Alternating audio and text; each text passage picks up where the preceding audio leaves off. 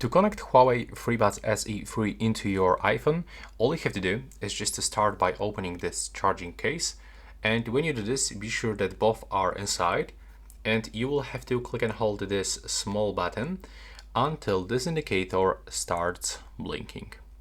Now we can release, put it close to your iPhone, and first just start by opening system settings, go into Bluetooth, then also turn it on, and from available devices list, select Huawei FreeBuds SE 3.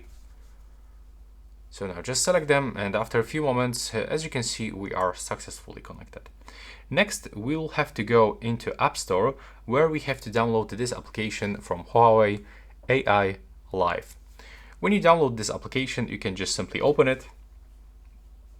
If you have some pop-up notifications, so you will have to accept all of them, but first of all, you will have to select your region, then click Next, click Next again, and basically accept everything. Click Allow for everything, and as you can see, we are already connected next to the Bluetooth connection, so now we can tap on them, and yeah, that's basically it. Please leave a like and subscribe.